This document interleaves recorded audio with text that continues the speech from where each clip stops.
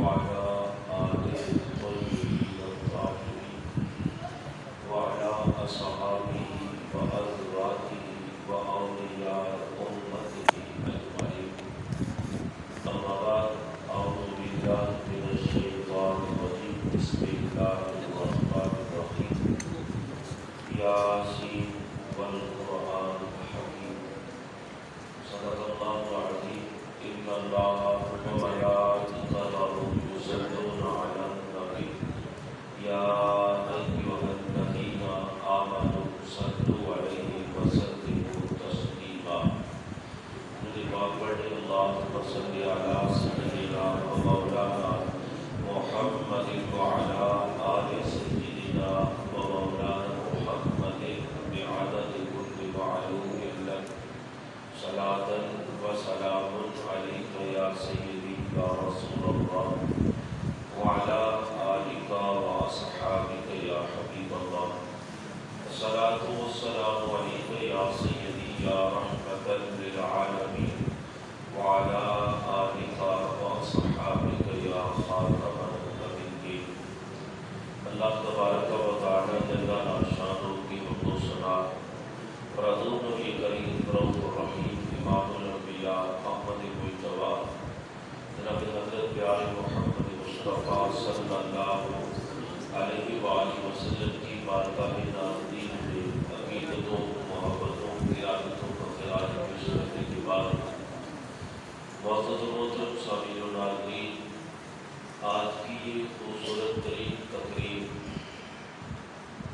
بسلسلہ ہدیہ تبریک اور نظار تشکر کے لیے اس جامع مسجد علی مرتضیٰ میں انعقاد پذیر ہے کہ ہمارے انتہائی مخلص و مہربان حضرت علامہ مولانا قاری محمد اسحاق صاحب مدد اللہ خلفت جگر نور نظر، جن پر اللہ کریم کی خاص کرم فرماتے ہوئے چھوٹی سی عمر میں قرآن مجید برہان رشید جیسی عظیم نعمت کو سینے میں سنبھالنے اور محفوظ کرنے کی سعادت نصیب ہوئی ہے، یعنی ان کی لفظ جگر محترم حافظ محمد حسنین رضا قرآن مجید قرآن رشید کو حفظ کرنے پر تکمیل پر آج ان کے والدین کی طرف سے اور بالخصوص ادارہ حاضر کے موتبر مخلص و مہربان محب فی اللہ اور اپنے پیر مرشد کے منظور نظر عزت مآب استاد المراد جناب قاری احمد شیر سیالوی مدد اللہ اس محفل کا انعقاد کیا ہے۔ میں صمیم قلب سے مسند حافظ کو بھی مبارکباد پیش کرتا ہوں اور ان کے والدین کو بھی، عزا و قاربین کو بھی، اور بالخصوص ان کے استاد مکرم عزت مآب جناب قاری احمد شیر سیالوی مدد اللہ کو بھی ہدیہ تبریک پیش کرتے ہیں۔ اس مرتب دور کے اندر وہ قرآن مجید قرآن رشید کی تعلیم کا جو چراغ روشن کیے ہوئے ہیں، بحمد اللہ تعالیٰ اس کی آمداب، اس کی روشنی لمحہ بلمحہ بڑھتی جا رہی ہے، اور ان کی کاوش و محنت کا صلہ ہے کہ قرآن مجید قرآن رشید کی تعلیم و تدریس کے سلسلہ میں یہاں جب انہوں نے آغاز کیا تو اس آغاز کی لمحات کو دیکھیں اور آج کی رونق دیکھیں تو پتہ یہ چلتا ہے کہ جو اخلاص کے ساتھ قرآن مجید سے وفا کرتا ہے، اللہ تعالیٰ اپنے پاک کلام کی برکت سے اس کے دامن کو خوشیوں سے بھی مالا مال فرماتا ہے، عزتوں سے بھی مالا مال فرماتا ہے، لیکن شرط اس میں اخلاص ہے۔ تو بحمد اللہ تعالیٰ قاری صاحب کو اللہ نے اخلاص کی دولت عطا فرمائی ہے، اور قاری محمد اسحاق صاحب بھی بڑے خوش نصیب ہے، کیونکہ اولاد سے بڑا کوئی اثاثہ نہیں اور اولاد کے لیے قرآن سے بڑا کوئی خزانہ نہیں، بلکہ کل ایک نشست میں مجھے یہ بات وہاں بھی عرض کرنے کا موقع ملا تھا، آپ کی خدمت میں بھی عرض کر رہا ہوں کہ ہم اپنی اولاد کو تمام طریقے سلیقے بتا دیتے ہیں، رشتہ داریوں کا بتا دیتے ہیں، ہم انہیں دشمنیوں کا بھی بتا دیتے ہیں، دوستیوں کا بھی دے دیتے ہیں، حصہ منتقل کر دیتے ہیں، لیکن ہماری شوری قسمت سمجھیں کہ اولاد کو اگر دے نہیں سکے تو قرآن کا بھی حصہ نہیں دے سکے۔ یہ ہر بندہ اپنے دامن میں غور کرے، جھانکے تو یہ بات عدد میں شمس ہے کہ ہم نے اتنے بڑے اثاثے کو جو کہ اہل ایمان کے لیے بڑی خاص اللہ کی طرف نوازی ہے، اس کی اہمیت کو ہم سمجھ نہیں سکتے۔ یہ قرآن تیرے میرے گھر ہے، لیکن قرآن کے آداب، قرآن کی تعلیم، قرآن کی تفہیم، اس کے حوالے سے ہم بڑے غافل ہیں۔ اور سب سے بڑا خزانہ یہ ہے کہ آپ جب قبر میں جانا ہے، وہاں پہ تیری کوٹھی کار بنگلہ کام نہیں آئے گا، وہاں تو وہ ایک اولاد کام آئے گی کہ جن کی تربیت اچھی ہو گئی اور انہوں نے اللہ کے رسول کو راضی کرنے کی کوشش کی۔ جب وہ دعا کے لیے ہاتھ اٹھاتے ہیں تو قریب والد ان کی دعا کو قبول فرما کر قبر کے اندر بھی والدین کو نور عطا فرماتا ہے۔ ذکر خیر شریف کتاب ہے، میرے پردادا مرشد خواجہ محمود عالم رحمۃ اللہ علیہ سیدہ شریف والے، انہوں نے سائیں توکل شاہ بالوی اپنے پیر مرشد کی سماعت عمری لکھی ہے، اور لیکن یہ کتاب صرف سماعت عمری نہیں ہے، یہ تصوف کا انسائکلوپیڈیا بھی ہے، اب انگلش میں بھی اس کا ترجمہ ہو چکا ہے۔ تو بڑے صوفیاء، میں ایک ہی اگر حوالہ دوں تو وہ یہ ہے کہ ڈاکٹر اشفاق جیسے، یا عبد الرشید صاحب جیسے نور بصیرت لکھنے والے عالم، وہ بھی آپ کے حوالے دیا کرتے تھے۔ آپ ایک کوثر کتاب مفتی امین صاحب کی لکھی، اس کے اندر بھی کثرت کے ساتھ فضائل درود پر ذکر خیر شریف کے حوالے موجود ہے۔ لحاظ الیاس اس کے اندر ایک واقعہ لکھا ہوا ہے کہ آپ فرماتے ہیں کہ جب بندہ قبر کے اندر چلا جاتا ہے تو اس کے بعد اس کی درجات میں بلندی آنا شروع ہو جاتی ہے۔ جنت میں چلا جائے پھر بھی بلندی آنا شروع ہو جاتی ہے۔ تو وہ بندہ اللہ کی بارگاہ میں محنت کرے گا، میرے قریب مالک اب میں نہ تو نماز پڑھتا ہوں نہ روزہ رکھتا ہوں، وہ تو سارے اعمال موت کا ذائقہ چکھنے کے ساتھ ہی وقت ہو گئے، اور جو کشتی میرے نصیب میں تھی وہ میں لے کر آ گیا۔ اب میرے مقام اور مرتبہ میں یہ اتنی برتری اور برکت کیوں ہو رہی ہے؟ تو آگے سے جواب یہ ملتا ہے کہ یہ اس لیے کہ تیری پیچھے ایک اولاد ہے، اور وہ اولاد تیرے لیے دعا کرتی ہے، دعا اولاد کی ہے، تیری شان میں برکت اضافہ فرماتا ہے۔ اس لیے حوالے سے بتا، بالخصوص اس دور میں جہاں ہم رہ رہے ہیں، یہاں تو مادیت پرستی اتنی ہے، جس کو پوچھا جائے اس کو دنیا کے لیے وقت ہی وقت ہے، اللہ کے گھر کے لیے وقت نہیں، اللہ کی کتاب کے لیے وقت نہیں، اللہ کے معبود کی تعلیم کو سیکھنے کے لیے وقت نہیں۔ تو اس دور میں وہ بندے جو اپنی اولاد کو، ہر بندہ چاہتا ہے میرا بیٹا ڈاکٹر بن جائے، اور شام کو پھر جب ایوریج نکالی جاتی ہے، بڑے بڑے منڈی کے اسپتالوں کے ایوریج نکالنے کے 100 پیشنٹ بھی چیک کرے، ملٹیپلائی 700 یا 800 کرے تو کم از کم 2 لاکھ روپے ایک 5 روپے کی پینسل کی خرچ نہیں ہوتی، وہ نکل جاتا ہے۔ اور پھر بندہ سوچنے پہ مجبور تو ہوتا ہے کہ میں بچہ اس کو دے رہا ہوں جس نے پلنگ پہ نہیں بٹھانا، گلی پہ بٹھانا ہے، بچہ وہاں دے رہا ہوں جہاں پہ بچے نے مٹن نہیں کھانا، دال کو سے کھانا ہے، جہاں پہ لوگ برادری والے پلانے ماریں گے، یہ پتہ نہیں کل کیا کرے گا۔ پھر ایک بہت بڑی انویسٹمنٹ ہے۔ بندہ جب یہ بچہ کسی دارالعلوم میں حفظ کے لیے پیش کرتا ہے یا دینی تعلیم کے لیے پیش کرتا ہے تو ایک خاص عرصہ درکار ہوتا ہے، اور اس کی کامیابی ناکامی کا بھی بندہ 3-4 سال بعد دیکھے تو کہ بچے کے پاس کچھ بھی نہیں تو بڑا افسوس بھی لگتا ہے۔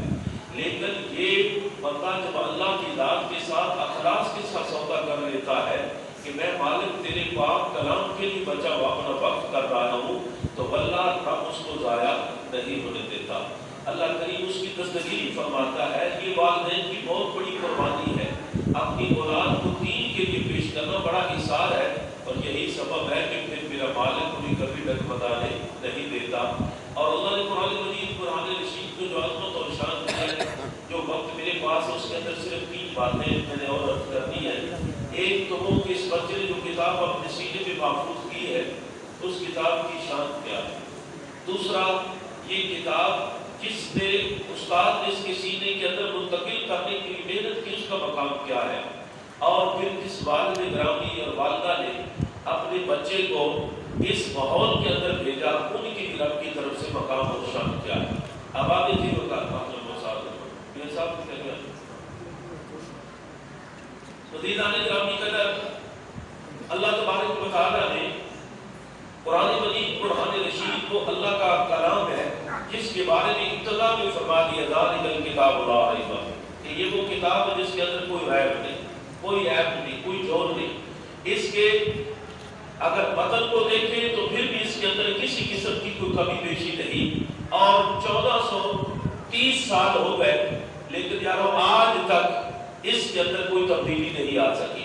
ہر دور کے اندر کفر اپنی تمتراکی کے ساتھ اس پہ حملے تو کرتا رہا، لیکن اللہ نے قرآن کی حفاظت کا ذمہ اپنے ذمہ لیا ہوا ہے۔ اور نیٹ پہ جائے الفرقان نامی کتاب ایک ملتی ہے، وہ بدبختوں نے قرآن بنا کر پیش کیا، لیکن یہ آج نہیں، آج سے پہلے بھی کوشش ہوتی گئی، لیکن بحمدللہ تعالی جب قرآن مجید کے مخالف کسی نے، ایک بہت بڑا نامور علم والا یہودی تھا، اس نے اربوں ڈالر لگا کر نمائندگی کرتے ہوئے بدمزموں کی اس نے قرآن کو لکھنے کی کوشش، اس نے کہا اتنی بڑی یہ کیا کتاب ہے، میں اس کا حل نکال دیتا ہوں۔ اس نے ایک مسودہ تیار کیا، جو ہی اس نے اظہار کیا کہ میں نے قرآن کے مقابلے میں ایک قرآن دے دیا ہے، واللہ کے پھٹیوں پہ بیٹھ کر پڑھانے والے، یہ دریوں پہ بیٹھ کر پھٹے پرانے لباس میں اللہ پہ توکل کرنے والے علماء میدان میں اترنے نے اس کے بخشیوں دھیڑ کے رکھ دیے۔ اس کا ایک پیرا بھی جو ہے اس کو گرامیٹیکلی جب چیک کیا، کہا بدبخت پورا قرآن تو بعد کی بات ہے، تیرے کلام کا ایک پیرا بھی جو ہے وہ ادب کے لحاظ سے دیکھے، فکر کے لحاظ سے دیکھے، پیغام کے لحاظ سے دیکھے، تحریر و تقریر کے لحاظ سے دیکھے، اس کا ایک جملہ بھی درست نہیں ہے، تو گویا وہ ناکام ٹھہرا۔ پتہ یہ چلا کہ یہ اللہ کا کلام ازل سے محفوظ ہے، ابد تک رہے گا۔ اب اس میں جو دعوت فکر دینی ہے، توجہ میں آپ کی چاہوں گا کہ یہ قرآن جس کا کلام ہے اس جیسا بھی کوئی نہیں۔ جب اللہ بے مثال ہے تو اس کا کلام بھی بے مثال ہے، تو جس کی طرف آیا اس کا محبوب بھی بے مثال ہے۔ لیکن تھوڑی سی توجہ یہ چاہوں گا کہ یارو اس قرآن کی حفاظت کا ذمہ رب نے اپنے ذمہ لیا ہے، تو رب تو ابابیلوں سے ہاتھیوں کو مروا لیتا، اس کی قدرت ہے، لیکن قرآن کے تحفظ کے لیے رب نے جنات کی ڈیوٹی نہیں لگائی، رب نے ملائکہ کی ڈیوٹی نہیں لائی، میرے کریم مالک نے اپنے بندوں کا انتخاب کیا۔ دیکھو نا مشن کیا ہے، قرآن کا تحفظ، لیکن قرآن کے تحفظ کے لیے انتخاب کس کا ہے؟ اللہ نے اپنے محبوب کی امت میں محبوب کے غلاموں کا انتخاب کیا ہے۔ یہ عام نہ سمجھے کہ یہ حافظ جو ہے، بلکہ حافظ کی شان اس لحاظ سے اگر سوچے کہ یہ کتنا خوش نصیب انسان ہے کہ جس کو اللہ نے جس کی حفاظت کا ذمہ اپنے ذمہ رکھا تھا، اس کلام کی حفاظت کے لیے حافظ حسنین رضا کے سینے کا انتخاب کیا۔ اندازہ لگائیے یہ رب کا انتخاب ہے نا، رب نے اس مشن کے لیے، دیکھو رزق جو ہے اللہ کی تقسیم ہے، ایک کے پاس اربوں ڈالر ہے، ایک بیچارہ شام کے کھانے کو محتاج ہے، وہ اگر تیری میری دکان پہ تیرے میرے اڈے پہ آتا ہے، آ کر اپنا ہاتھ پھیلا کر کہتا ہے میرے دامن میں کچھ ڈال دے، اس وقت یہ نہ کہہ دینا کہ رب نے تجھے دینا ہوتا تو تجھے بھی دے دیتا، رب نے نہیں دیا میرا کیا قصور ہے۔ اس وقت دے، تیرا خالق بھی وہی، اس کا خالق بھی وہی، تیرا کفیل بھی وہی، اس کا کفیل بھی وہی، تجھے دینے والا بھی وہی، اس کو معروف رکھنے والا بھی وہی۔ وہ کسی اور ذریعے سے مجھے دے سکتا تھا، گھر میں ٹھوکر لگتی تو اس کے گھر کی اینٹیں بھی سونے بن جاتی تھی، لیکن اس کی ضرورت کو پورا کرنے کے لیے رب نے تیرے پاس بھیجا ہے۔ تو اپنے اس مقدر پہ راز کر کہ اس کی ضرورت کا مالک و خالق پہ پوری کرنے والا وہ ہے، لیکن انتخاب رب نے میرا کیا ہے۔ تو اسی طرح سوچئے قرآن کا محافظ میرا رب ہے، لیکن اس حفاظت کے لیے حافظ حسنین رضا جیسے چھوٹے چھوٹے بچوں کا انتخاب کر دیا، اور پھر وہ بچہ کتنے سلام کا حقدار ہے، کتنی عقیدت و محبت کا حقدار ہے کہ جس بچے نے یارو قسم سے میرے حضرت صاحب رحمۃ اللہ علیہ آپ مدینہ شریف گئے، وہاں پھر نڈا کرنا اپنے ایک ادارے کے لیے دعا مانگی، واپس جب آئے نا تو بیٹھے ہوئے میں آپ کے پاس گیا تو بچے حفظ والے نا پڑھ رہے تھے، ان کا پڑھنے کا انداز بڑا پیارا ہوتا ہے، یہ پھر ادھر ادھر نہیں دیکھتے، سامنے میں جھکایا ہوا ہوتا ہے، اور پھر اس وقت ایک ہی کام جنجال کرنے کا طریقہ جس کو آپ کہتے رٹا لگانا، یہ بار بار جب پڑھتے ہیں یاسین والقرآن الحکیم، یاسین والقرآن الحکیم، اللہ کی عزت کی عزت اور آپ کی رحمت کے فرشتے کے بدن میں آتے ہیں کہ یہ کتنے خوش نصیب ہے، ساری دنیا سے کٹ کر، فزکس کیمسٹری بایو سے ہٹ کر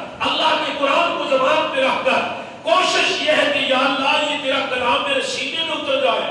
استاد بیٹھ کر نظر شفقت بھی ڈال رہا ہے, ان کے حرکات و سکنات کو بھی دیکھ رہا ہے, اور ادھر بچے کی زبان سے تھوڑا سا قصہ ہوا, فوراً استاد بول کر کہتا بیٹا یہ نہیں, فزکس کا فارمولہ نہیں ہے, نومیریکل نہیں ہے, اللہ کا قرآن ہے.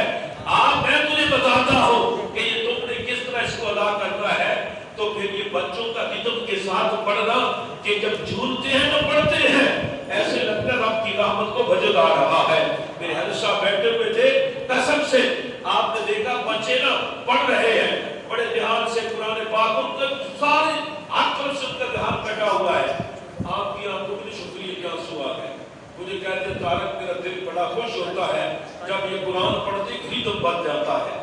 تو یارو یہ قرآن کی عظمت و شان ہے. قرآن اب خود اتنی بڑی عظمت والی کتاب ہے. قرآن مجید قرآن رشید صرف حفظ نہیں کرنا چاہیے, اس کو سمجھنا بھی چاہیے.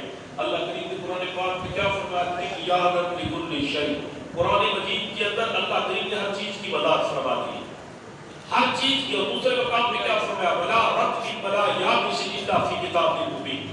وقت تھوڑا میں صرف رغبت کی جملے عرض کر رہا ہوں کہ یارو اپنی اولاد کو قرآن حفظ کرنے کے ساتھ ساتھ قرآن سمجھنے کی طرف بھی لے کر جائیں.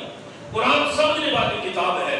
قرآن کیا کہتا ہے, اللہ کریم نے قرآن میں کیا فرمایا ولا رتب ولا یابس الا فی کتاب مبین. یہ قرآن مجید قرآن رشید وہ کتاب ہے جس میں تر اور خشک کا سب کا علم ہے. علماء نے لکھا ہے کہ تری سے مراد جتنی ہے, خشکی سے مراد موت ہے, تو موت و حیات سے سارا جہان عبارت ہے. لہذا زندہ و مردہ جو کچھ بھی ہے اس کا علم قرآن کے اندر موجود ہے. اب سوال اٹھتا ہے یہ جب علم موجود ہے تو پھر ہمیں تو نہیں نظر آیا. عبداللہ ابن عباس رضی اللہ تعالیٰ فرماتے ہیں لوگوں میری اونٹ کی رسی گم ہو جائے میں وہ قرآن سے پوچھتا ہوں, میں وہ قرآن سے پوچھتا ہوں. پتہ یہ چلا کہ قرآن کے اندر سب کچھ ہے, لیکن اگر ہم اس سے رہنمائی نہ حاصل کر سکیں تو ہماری قابل نہیں ہو سکتی ہے. قرآن کا یہ اعجاز ختم نہیں ہو سکتا. لہذا قرآن ایک حرف پڑھے 10 نہیں کیا. میں حافظ قاری صاحب سمجھوں کہ خود قاری ہیں, لیکن میں ان کو یہ مبارکباد اس لیے دے رہا ہوں کہ آپ نے, ہمارے ہاں اکثر یہ ہے کہ خطیب ہے عالم ہے تو بیٹا اس طرف نہیں آیا, حافظ ہے قاری ہے لیکن غلام قرآن کی طرف نہیں آئے. قاری صاحب کی یہ بہت بڑی خوش نصیبی کہ میں بلکہ پرسوں کی میری ملاقات ہوئی تو بات سن کر بڑا خوش ہوا. مانتے لوگ مانتے ہیں. قاری احمد شیخ صاحب نے مجھے یاد کروایا کہ 2007 میں یہ حسنین پیدا ہوتا گیا تو سال پہلے ارادہ کیا کیا, کہتے قاری صاحب اللہ نے بیٹا دیا ہے, میں نے تمہاری یہ شاگردگی میں لے کر قرآن اسے پڑھانا. رب نے وہ وقت آج دیا, بیٹا بڑا ہوا, پھر اس نے قرآن پڑھا اور آج اس کے سینے میں یہ کتاب ہو. یارو اندازہ لگائیے یہ 114 سورتیں ہیں, تقریباً 6666 آیات ہیں, 30 پارے یہ صحیفہ ہے, اور یہ واحد کتاب ہے جس کے اندر صاحب بھی بندہ اگر اعراب کی بھی غلطی کرے تو قابل گرفت ہے, اور ابدن اگر کرے تو گناہگار ہے.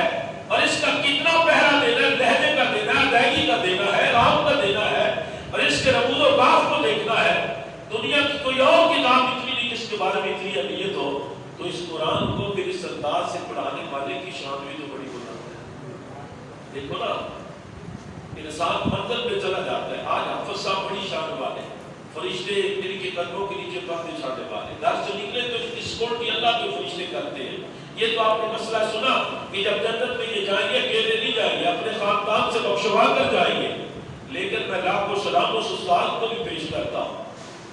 دیکھو نا, اب مجھے نہیں پتا قاری صاحب کتنی خدمت کرتے ہیں یا کتنی کرواتے ہیں, لیکن ایک بات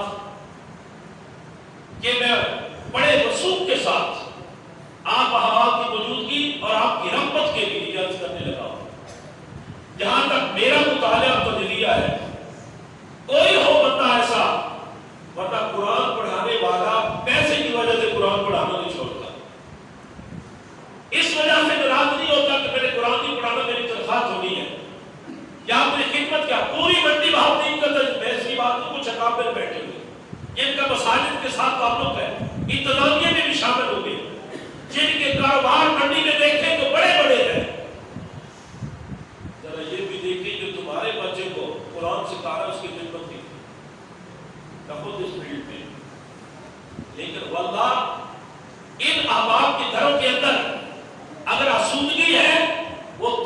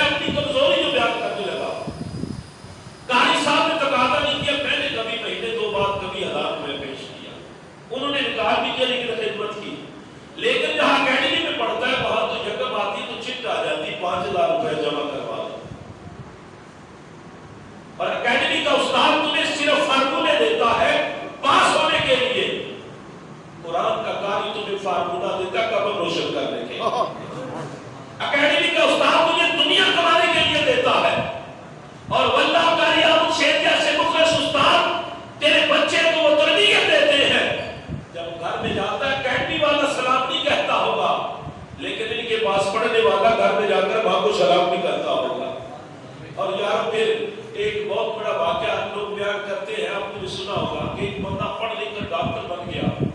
میں ڈاکٹری کا منکر نہیں، یہ ضرورت ہے. قاری صاحب کا ایک شاگرد حافظ قرآن اس وقت منڈی باؤدین میں ہے، BBS ڈاکٹر بھی.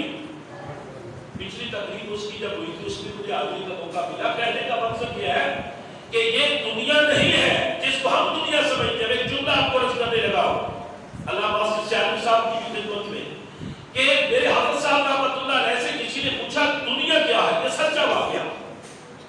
اب ہم سمجھتے ہیں گاڑی دنیا ہے، کوٹھی دنیا ہے، دکان دنیا ہے. آپ نے فرمایا نہیں بیٹا، دنیا گاڑی کوٹھی کا نام نہیں. جو تجھے اللہ سے غافل کر دے وہ دنیا، چاہے تیری نماز ہو، چاہے تیری ابدال جملہ نہیں کر، چاہے تیری بعض عبادی نماز پڑھ کر بھی رب سے دور ہو گئے، بعض حاجی حج پڑھ کر بھی رب سے دور ہو جاتے. فرمایا وہ چیز جو تجھے اللہ سے غافل کر دے وہ سب سے بڑی دنیا ہے. یارو تیری بڑی گاڑی میں اگر مسجد کا قاری بھی بیٹھ کر کسی عرس میں چلا جائے تو وہ گاڑی دنیا کی تیری لیے رحمت ہے. اگر تیری بڑی دکان کے اندر تیری مسجد کا امام آ جائے، محلے کا غریب آ جائے، دوسرے اپنے ساتھ کرسی پہ بٹھا کر خدمت کرے، وہ دکان تیرے لیے رحمت ہے، دنیا نہیں ہے. اسٹیٹس تیرا اللہ نے تجھے منصب دیا ہے، تو قاری قرآن کو دیکھ، عالم دین کو دیکھ، اس کا احترام کر. وہ اسٹیٹس تیرے لیے دنیا نہیں، تیرے لیے رحمت بن کر آیا ہے. لیکن اگر تو مسجد میں بیٹھ کر لوگوں سے نفرت کرے تو دیکھو نماز تجھے رب سے قریب تو نہیں کر رہی، رب سے دور کر رہی. الحمدللہ کیا عوام جی کو عرض کرنے کا مقصد یہ تھا کہ قرآن کی مثال کتاب ہے. قرآن پڑھنا بہت بڑی خوش نصیبی ہے، اور جس نے حفظ کیا اور اس جیسا تو میں کہتا ہوں کمال کا بندہ ہی کوئی نہیں کہ جس نے 30 پارے سینے میں پاؤں. اچھا ایک اور بھی ہے، یہ پہلے دن جب پڑھایا جاتا ہے تو یہ دیر میں بات بٹھائی جاتی ہے، بیٹا یہ صرف چند مہینوں کے لیے یاد کرنے کے لیے نہیں تو آیا، یہ پوری زندگی کے لیے توبہ تجھے محفوظ بھی کرنا. تو کتنی بڑی سعادت اس شخص کے لیے جس کے سینے میں اللہ کا قرآن ہو. بلکہ میں اس کی برکت اور فضیلت آپ کو عرض کروں، اور آخری میں یہ بات ہے کہ غالباً امام احمد بن حنبل کے پاس یا امام شافعی کے پاس ان دونوں کا تذکرہ ملتا ہے. ایک امام صاحب کے پاس دوسرے امام صاحب آئے تو انہوں نے اپنی بچیوں کو کہا، امام شافعی انہوں نے اپنی بچی کو کہا آج کل بہت بڑے امام اللہ کے ولی میرے پاس آ رہے ہیں تو آپ ان کے لیے کھانا تیار کریں. آپ نے کھانا تیار بچیوں نے کیا. کھانا جب دسترخوان پہ لگا بسم اللہ شریف پڑھ کر پیٹ بھر کے کھانا کھا لیا. ایسے سمجھے کہ سارا ہی کھانا تراویح فرما گئے. رات کو سونے لگے، انہوں نے لوٹا بھر کے پانی کا رکھا کہ یہ وضو کے تہجد کے لیے اٹھنا ہے، وضو فرما لیں گے. صبح اٹھے تو لوٹا بھرا ہوا وضو نہیں کیا. اب امام صاحب آئے کمرے میں مہمان کے لیے تو آپ اعلان کے کہتے ہیں کہ یہ عجیب معاملہ ہے. میں نے بچیوں کو کہا کہ زمانے کا امام ہے، اللہ کا ولی ہے، اور اس نے کھانا بھی بہت زیادہ کھا لیا، اسی وجہ سے ساری رات سو رہا ہے، وضو بھی نہیں کیا. تو میں گھر کیا بات بتاؤں گا. آپ جو ملنے آئے تو آگے سے امام صاحب نے فرمایا، آپ پوچھتے ہیں کھانا کس نے بنایا تھا؟ کہا میری بیٹیوں نے. کہا کہ کھانا بناتے وہ کرتے کیا تھے؟ کہا اللہ کا قرآن پڑھتے. اللہ کا قرآن پڑھنے کا یہی سبب ہے کہ میں کم کھاتا ہوں، لیکن کھانا جب دسترخوان پہ آئے میں نے لقمہ توڑا، بسم اللہ میں نے پڑھنی تھی، ایسے لگتا تھا جیسے کھانا بھی اللہ کا ذکر کر رہا ہے، اور میں نے پیٹ بھر کے کھا لیا. اس کا نور اتنا تھا کہ ساری رات مجھے سکون ملا، میں سو نہیں سکا. میں اللہ کی عبادت میں کرتا، میں غافل ہی نہیں ہوا، میرا وضو نہیں ٹوٹا. پتہ یہ چلا گھروں میں قرآن کا نور ایسے آ جائے گا تو پھر یہ ہمارے کھانے میں بھی برکت آئے گی، کاروبار میں بھی برکت آئے گی. اس لیے دوستو قرآن کے ساتھ تعلق جوڑو. قرآن پکار کے کہتا ہے کہ میں صرف تمہارے لیے الماری میں رکھنے کے لیے نہیں آیا تھا، میں تو تمہارے اندر تبدیلی کے لیے آیا تھا. اور امریکہ کے اندر ایک بندہ دائرہ اسلام میں داخل ہونے لگا اور اس کو بڑی رغبت دین پیدا ہوئی. مسلمانوں کے کنوینشن سینٹر میں آیا، کہتا ہے کہ یارو میں ایک ہی کتاب لینا چاہتا ہوں جس کو پڑھ کر میرے سارے مسئلے حل ہو جائے. آپ ایسا کریں کہ مجھے کوئی ایک کتاب دے دیں. وہ کہتے ہیں وہ بزرگ جو تھے بیٹھے مسلمان اکابر، انہوں نے سر جوڑا. تھوڑی دیر بعد ایک قرآن مجید کو اٹھایا، چوما سینے سے لگایا، پیش کر دیا. کہا اس قرآن کو لو، یہ کتاب تمہارے سارے مسائل کا حل ہے. وہ کہتے ہیں کہ میں نے جب دیکھا قرآن کو چوما سینے سے لگایا، میں نے کہا یہ بالکل ٹھیک ہے، تمہارا مسئلہ بھی ٹھیک، میرا سوال کیا اس کا جواب بھی ٹھیک ہے. آگے کی جو حاجی صاحب دوسرے بندے نے سوال کیے وہ چھینا سینہ چھلنی کر دیتا ہے. سب کی دام سے فکر ہے.